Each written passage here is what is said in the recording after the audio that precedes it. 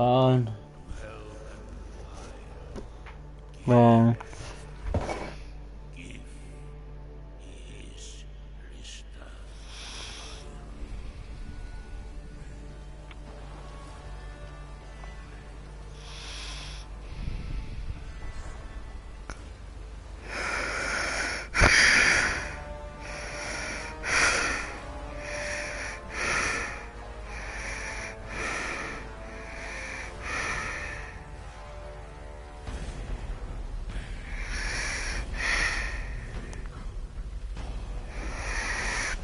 Bone.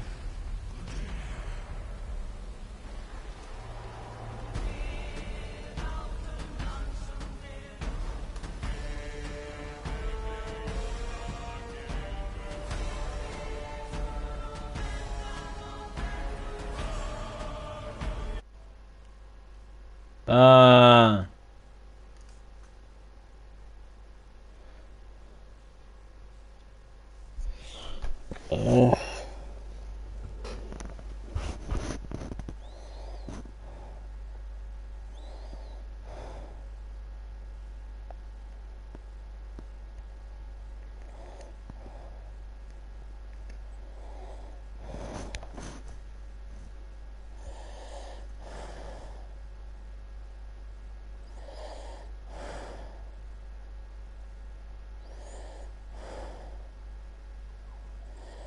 Bone. No.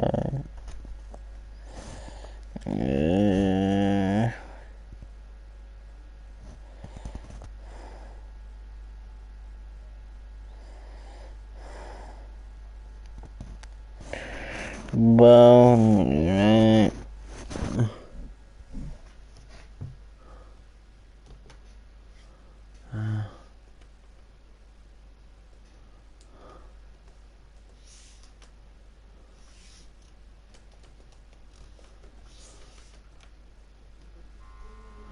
A bone.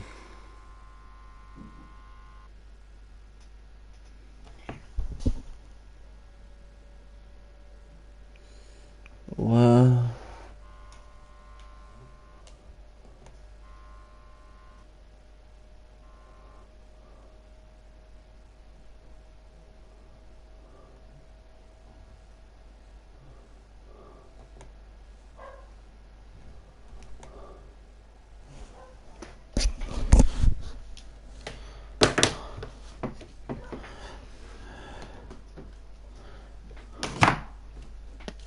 Bone.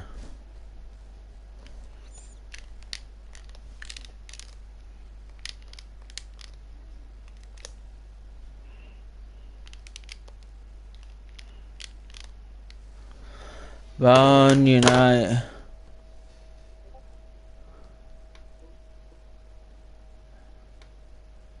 Unite. Bone. I only so go back and then Facebook. Why are you so loud? What? Bone unite. I need to change clothes. I'll be right back. No. Bone unite. Please. No, unite.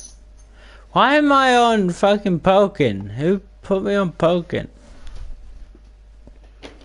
Why am I on poking? Who's on poking?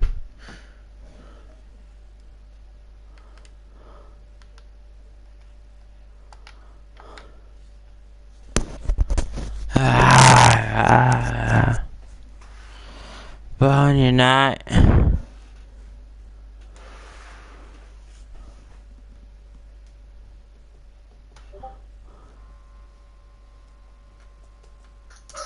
Okay, never mind.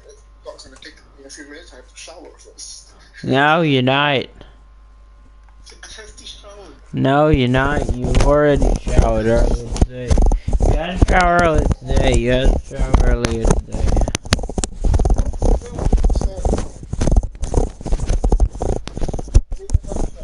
No, you're not. You're not. You're not. You're not. You're not. No, you're not. Just a bit. No, you're not. Ready? No, you're not. Just a bit. No, you're not. I would leave this call. No, you're I not. never took it.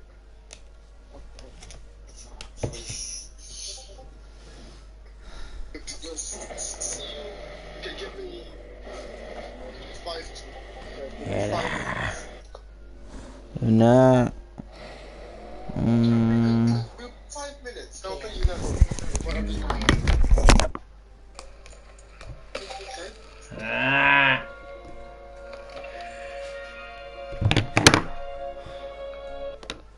And they believe everything, Mercer isn't there. He's cleaned out the vault, which they check now, and has taken off. I mean, maybe he was just paranoid, but he seems super confident that he would have no issue getting to Carlisle eventually, and that he'd kill you. Maybe you should have chopped off your head. Why would he not be at the Ragged Flag? I don't know, maybe he heard of your escapade with the Palmer notes. But it's not as if I stole the notes, I just made a copy of them and escaped.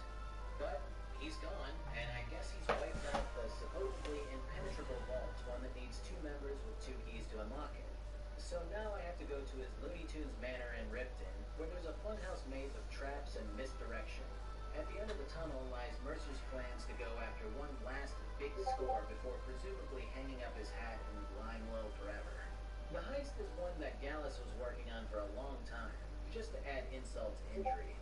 When faced with this information, Carlisle comes up with the idea of making you and Brynjolf into Nightingales as well, which involves you getting some sweet-looking armor, probably honestly my favorite look in the game as far as light armor goes. Then you gotta listen to Cortana for a while she bathes you in her bluish-purple light, and ta-da! You're a Nightingale. And what's more, guess what? You're the guild leader now! Yay!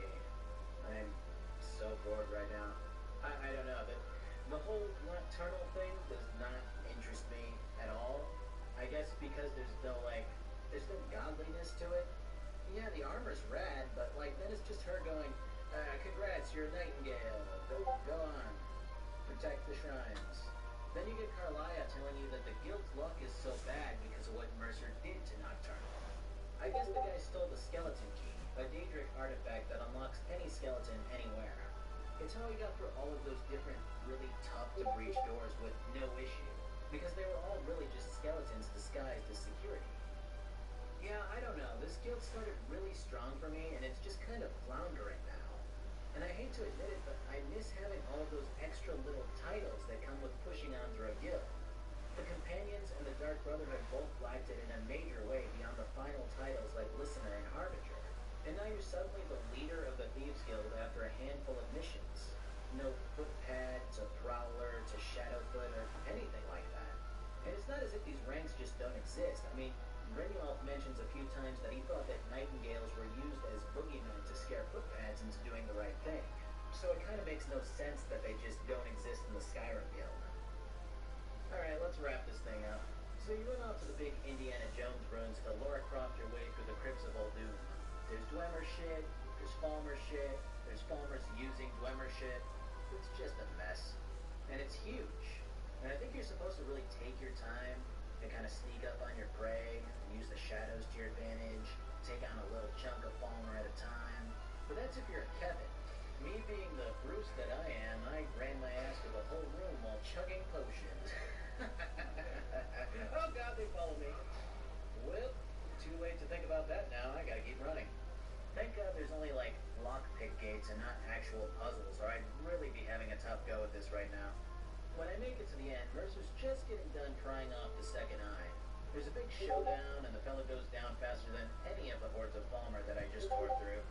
That's honestly about the ending that I figured that I would get with this guild. But wait, there's more. I gotta return this really useful item back to the Daedric Prince of Hide-and-Go-Seek, because when I think of the final 2 Thieves Guild quests, I think killing hordes of monsters and one guy, and then unstealing an item. The Twilight Sepulchre is home to the spirits of Nightingales who swore to protect it, meaning that the spirit of Gallus is actually here, and he talks you through everything that happened. He's a bit smaller than I thought he would be. He explains the whole luck thing as Nocturnal's influence. She basically exudes luck to those who worship her. So shit like a lockpick breaking, or the moon suddenly peeking through the clouds, to reveal thieves doesn't happen nearly as frequently. I think this big temple was supposed to be like a maze of puzzles. I even got a handy decoding book to explain each chamber to me, which was really unnecessary. I think even children can manage to figure out, oh, the light hurts me. I think the only thing that threw me off was the pit at the end, because Skyrim taught me early on that toddling off of a 3-foot cliff would shatter my spine into dust, but turns out it was all good to jump down this one. So you wait a few moments at the bottom of this chamber before realizing that there's a skeleton down here with you. And since you have the skeleton key, you can unlock it and fall through to the chamber below. When you return the key, Nocturnal appears to let you know that she's not going to be nice to you just because you did what you were supposed to do. She then gives you a very stern handjob in the form of a once-a-day superpower of your choice. You get such flavors as cherry, water, and bath salts. I went with water because being see-through is a great way to not be seen. After this, Gallus and Carlia are reunited, the lovers at last meeting, and Gallus celebrates this event by lovingly jogging within 5 feet of Carlia. That's just true love, folks. Then he tells her that as soon as she dies, they can be ghosts together, and then bids her farewell.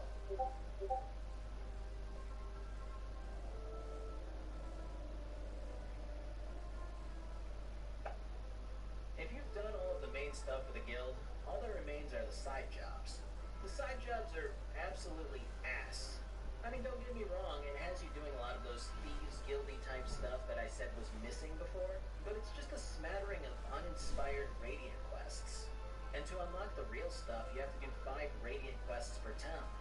So when you do 5 small jobs in, say, Solitude, you then get to do the special job that seems a lot more like a proper Thieves Guild quest. Captain Volp is ashore right now, and I want the authorities waiting for him when he gets back. Now get going. I don't want to see your face until the job's done. Then you get to repeat all of the small-time shit again, which includes the likes of stealing a bunch of stuff from a place, pickpocketing an item off of someone, stealing a particular item from a home or business, planting a stolen item in another person's house, or forging numbers and ledgers. The last one is by far the easiest job, but it's so ridiculously boring and tedious to go to a town, waltz in, change the numbers, walk back out, travel to the guild, go to the Ragged Flagon, and do it all over again 20 times. And if you get unlucky enough to get a Riften quest, it doesn't count towards anything. But the most annoying thing of all is that if you get 2 or 3 of these special jobs done in these cities, you have to hope for RNG to continue to give you the correct Radiant quests for the last city. If not, you gotta either go do that extra quest or tell Delvin that you don't want the quest after all and re-roll over and over again until you get your last city covered. What an absolute dog shit system. Why would you lock all of your special missions, which are honestly just average Thieves Guild quests, behind a slew of Radiant quests? I wasn't even gonna do these, but I thought I'd give it a shot and see if anything fun shook loose, and nothing did. Or at least nothing worth going through all that trouble over. The end result for all of this running around is a shop opening up for each city down in the Ragged Flag. They all sell weaponry and armors besides the poison potion guy. Even though you were nominated for the title of Thieves Guild Master through the main chunk of the story, you have to do all of this little side shit to officially get the title. And then the ceremony is, well, it's uneventful. But you get a cool set of armor and some other neat trinkets. I don't know, man. I'm just majorly let down by this guild at this point. I just don't understand the lack of parallel between Thieves Guild and Skyrim's. And I know at this point, like, sometimes you get a mention of Oblivion. Why is it so hard to outdo a game that came out 5 years earlier? It doesn't make any sense. Oblivion's guild took care of its beggars. It gave back the niche, and they were generally prankster-esque Robin Hood types.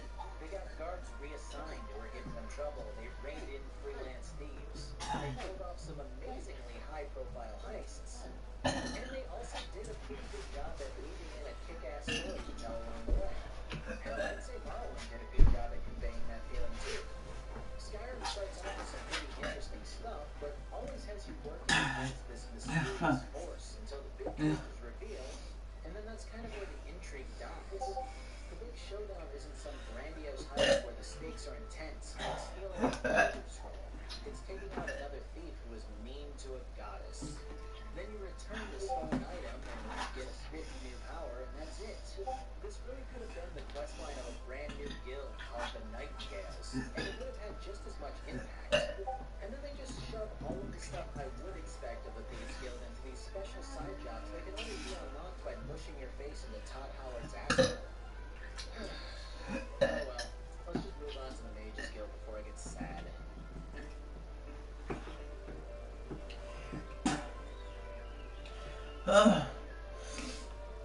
Yeah.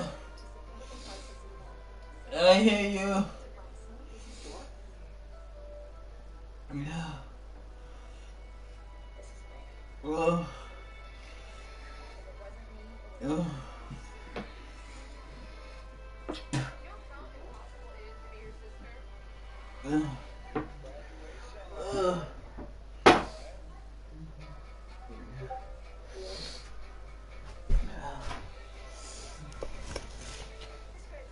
I'm here. I'm just throwing up. Hello. What chat are we in? Okay. I was just double checking in case I was in the wrong one.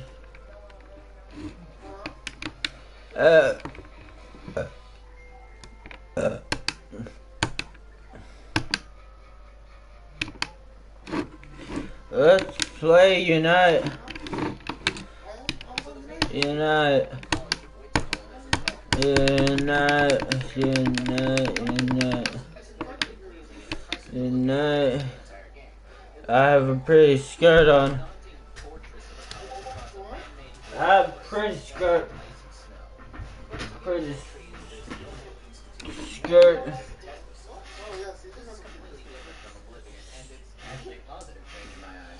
She said that I needed to take a test to get in, and I expected... Skirt.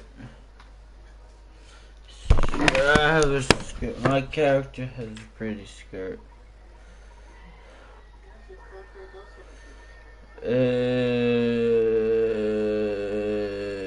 All around the guard jump.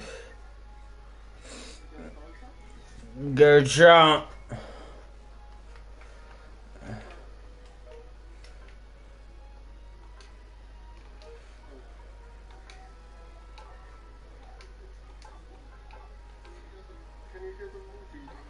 Guard jump. Guard jump is a shark with legs.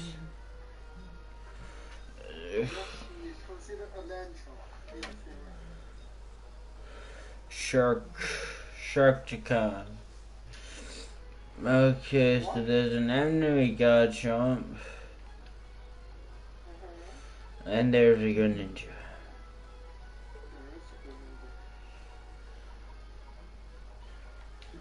Enemy guard jump and a good ninja. A vodka. A vodka and iced tea.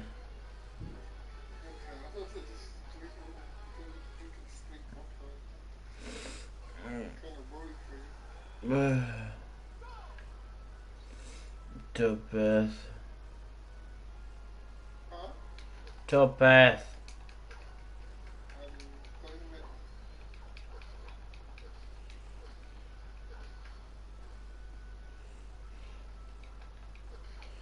A guard dump.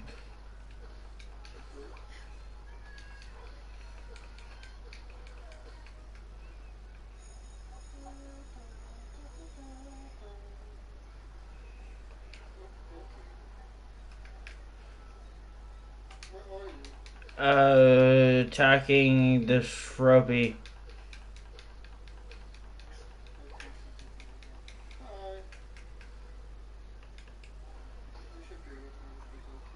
No! They got away.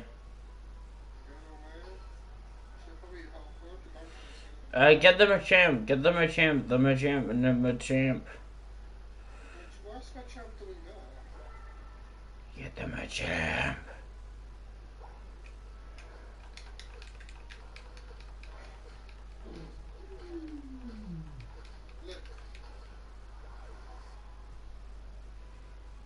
Machamp.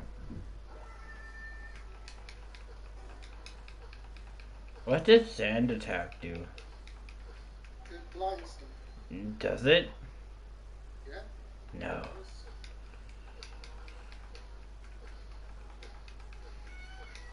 So you can't see yourself and No. I didn't mean to hold you.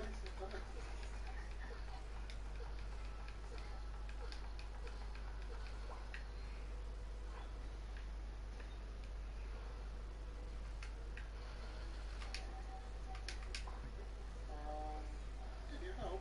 Yes. I would need help. I killed a Machamp.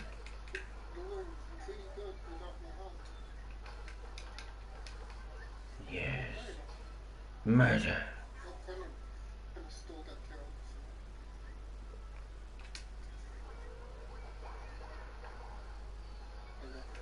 kill. Dig. Dig is best. Dig is really good. Is that? Yeah. Oh, gotta help with teammate. Teammate good.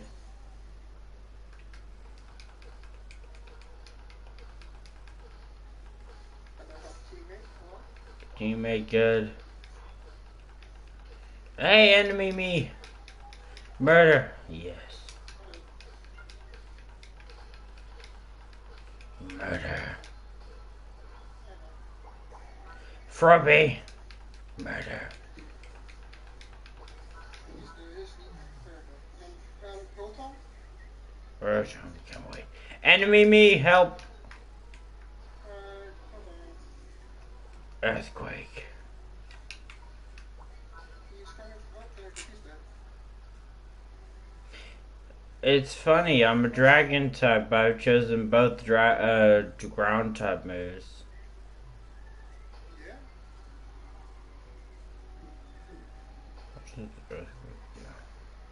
I just stomped the ground hard. Give me the XP, get the XP.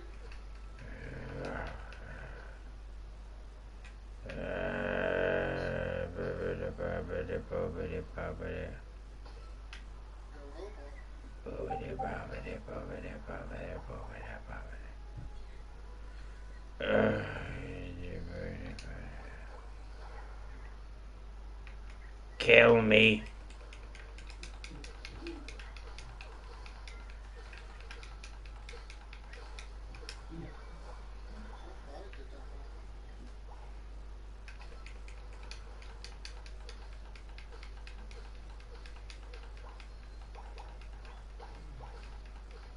Oh, you're trapped. You're trapped.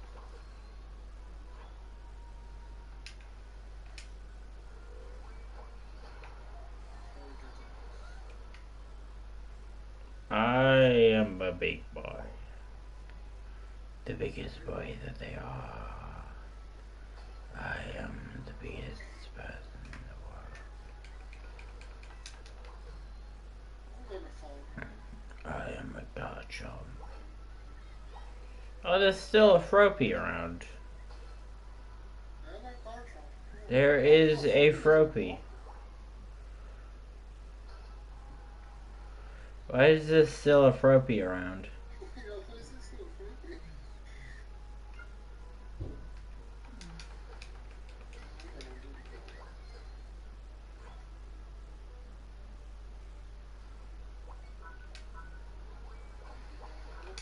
Hello, Froppy.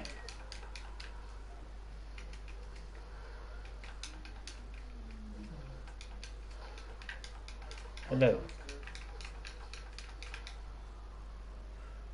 Run. Kill, murder the person.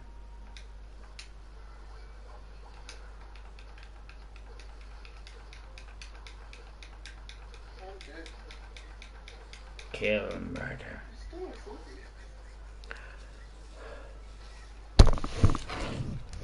There's still a Froppy.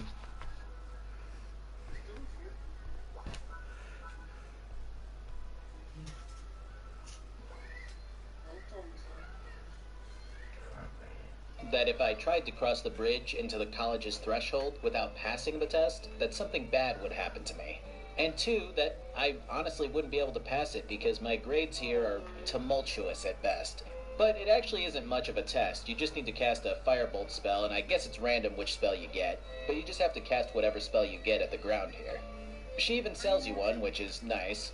I can't complain about the simplicity of the test, because it's still a realistic way to separate someone with some property of magic to them, and Town Guard Bob, whose best magic trick is fitting a whole keg of meat inside him when he has time off. And I would definitely be hooped if they were looking for people with above D grade averages. After this, you meet the glorious leader, who welcomes you to the college with some introductory robes and has you follow her around to be shown to your quarters and the like. The whole thing has a very real-life university kind of vibe, except that she goes on to tell you that they've had to increase security recently because Nords have been trying to dismantle the college or something, and then right after she says this, these guys just poof into existence. We're here to teach you a lesson. Never should have come here. Apparently this was not supposed to happen because the tour guide here is broken afterwards, and she keeps telling you that you can talk to her when the tour is finished whenever you approach. So I had to reload to do this over again, and she walks at the speed of 2 snails pushing 3 snails. Eventually, you're told to attend your first lecture class thing, which has you talking to this fella about safety, and with great power comes great accidentally killing yourself if you're not careful. These guys are all sitting here going, "Come on, Teach, we can totally do cool magic tricks. Let us enter our names into the Tri-Wizard tournament." And I'm just sitting here thinking about my low magic scores and whether or not zebras see in color or black and white. Then I'm picked as a test subject for the ward spell, which would be a sweet spell if I didn't run out of dick after 3 seconds of casting. Then the professor excitedly claps his hands and says, "Hey guys, why do cool wizard shit when this game has 400 Nordic runes to trample through?" And so I ride off to class on my death horse. Upon arriving, you get sent further into the tomb to find little trinkets that are lying around. The last one is an amulet which sets off a trap to cage you in. When you equip it, the air around where you grabbed it from starts going nuts, and when you try to cast a spell, it destroys the structure which has sealed off an entire network to the tomb. Just to talk you through the logistics of this real quick. So someone forever ago set up this amulet to seal its user inside if they take it. And if the user couldn't figure out that they have to blast the stone that the amulet was lying on, I assume they die or they have to put it back or something. Yeah, that seems like a good system. So anyways, you go into a chamber with the old man where you promptly go on a mushroom trip. The apparition in front of you tells you that you set off a chain of events and that he was/is from the Sijic Order, and that only you could face the danger ahead. You tell the old man who didn't see anything and he goes, "Danger? Ha! That makes no sense at all." And then like 40 skeletons come shambling out of their sarcophagi. The professor here goes from, "Hey, make sure that you put safety above all else," to, "Yeah, I'm gonna hang back here and study this stuff. You go on ahead." That bastard completely cheesed it out of the room after I left. Man, let me tell you my favorite thing about Skyrim. It doesn't matter what guild you're a part of, or what set of quests you're on, or anything like that. You're always going to find yourself in a Nordic rune eventually. You know, it really ties everything together. And nothing screams Mage's Guild like going through what feels like the same ancient tomb, with the same skeletons and coffins, and the same lame rotating block puzzles, except with the added bonus of a big mage orb at the end of it. So what do we really learn here? 1. The Sijic Order was, or is, a powerful ancient order of mages that were responsible for a lot of advancements in magic knowledge. And 2. Big Mage Ball, make a big mystery. I'm sent back to show and tell about the Big Mage Ball, and the Archmage says, "Fine, but, you know, now you gotta go research it. Go ask the bookman below to give you smart books about the topic." Alright, people, welcome back to Design That Quest. That's right, everyone, the game show where the contestants get to be a writer at Bethesda for a day and design that quest. The rules are simple. All you have to do is design a quest so that it fits into Skyrim in the best way possible. But be careful. Too much innovation and it might be better suited to Morrowind or Oblivion. Alright, now let's see how our first contestant of the day does. Option A. Urag is particularly grumpy today. He has the books, but he wants you to explore the magical menagerie filled with unique and mystical amalgamations below the college's I'm grounds good, for girl. a rare substance to make a potion with. Option B. Go fun match, Durag I'm has the books, but he has a lot of work to clear out first. Go retrieve 3 overdue books from other apprentices. Oh, plot twist though. The last book student is missing. Fortunately, the book's in his room, but when you go to grab it, you get pulled into a fictional story realm and need to escape. Option C. A guy stole the books and gave them to a rival sorcerer faction. Looks like the contestant is looking at option C, but wait! Oh no, what's this? The contestant is locked in option B. That's way too much innovation. How did he not realize? Well, you truly hate to see it, but better luck next time, contestant. So yeah, you go kick the asses of every mage at this we not realize action. Looks like the contestant is looking at option C. A guy stole the books and gave them to a rival sorcerer faction. Looks like the contestant is looking at option C, but wait! Oh no, what's this? The contestant is locked in option B. That's way too much innovation. How did he not realize? Well, you truly hate to see it, but better luck next time, contestant. So yeah, you go kick the asses of every mage at this weird offshoot of a school. I just wish it didn't look like every other tower type thing in this game. I mean, it's supposed to be a rival school, right? Sure, they're a bit lacking in morals, what with locking up all of these wolves and vampires and the human who brought the books there. But they have what appears to be training halls and classes with instructors, and the whole place looks like a big dumb dungeon that would fit in with the Brotherhood and Thieves quests. I don't know, this didn't even have to be particularly innovative from an objective perspective. But it could have at least made the effort of constructing a setting that looked something like it would actually rival the College of Winterhold. Oh well. One of the books you retrieve mentions Sarthal by name, and explains that it was the first city that the Nords settled in Skyrim. It was burnt to the ground by the Snow Elves, which became the Falmer, and the Nords retaliated by wiping out the Snow Elves and driving the remaining ones underground. The book then speculates that something of great power and mystery was found and sealed under Sarthal, and the elves attacked because they wanted it. Upon returning to the college, the first thing to note is the relocation of the big-ass mage ball, which is now hanging out in one of the rooms. You return the books and report back to Old Man Winter, who asks you about the one that you read. He starts going on about the symbols on this big magic ball and how it exudes a powerful amount of magicka, when suddenly this walking bag of jaundice comes in and interrupts him. He asks why someone from the Psijic Order is here asking for me specifically. I'm like, aren't you just an advisor, dude? And he's like, yeah, but still, come with me. Pokemon. So I follow Volcano down, and sure enough, the guy's just hanging out with the Archmage. On approach, the world goes gray again, and everyone disappears. Apparently, this is something that he can do to have a private conversation, which is actually cool. He tells you that his order watches over everything magic-related, and noted that the object that we found, called the Eye of Magnus, is extremely dangerous, and might be used for the wrong reasons if left unchecked. And finally, he directs you to someone named the Augur of Dunlane, who is supposed to be somewhere here on the college grounds. I asked the old man about him, and he says that he's located beneath the college in a semi-dangerous stretch. I asked the guy to tell me more about the Augur, and he's like, well, he was before my time, but he was super brilliant. And focused. Maybe even too focused. And then the accident happened. What? What accident? There is no option to ask what accident, even though it's very obvious that any person anywhere would ask that. I guess my character's zoned out. So it's down to Midden, which sounds pretty intimidating, but the place you gotta get to takes like 2 minutes. When you get to the door, a voice goes, "You can't come this way, it's useless." And then you wait 4 seconds and he goes, "God damn, you're persistent, alright, come on in." The Augur is actually a big bunch of swirling light, and he answers your questions like God in Futurama. But not before telling you that it's too late. This is a really stupid way of trying to create a sense of defeat that isn't there. The Augur tells you multiple times that it's too late, that everything set into motion can't be reversed, and that there's not much to be done. Then he tells you what you can do about all of this. Okay. So the Eye of Magnus apparently needs a staff to utilize it properly and prevent it from being super destructive. The Staff of Magnus is supposed to be a powerful staff of old, as the Archmage mentions when you return. Moses also lets you know that Volcano visited earlier with a bunch of aggressive questions, so that's fun. When you return to the Archmage, he gives you a big round of applause for being the best apprentice ever. This would be the part of the Mages Guild where I get a new title, but as mentioned before, we're done with those apparently in Elder Scrolls.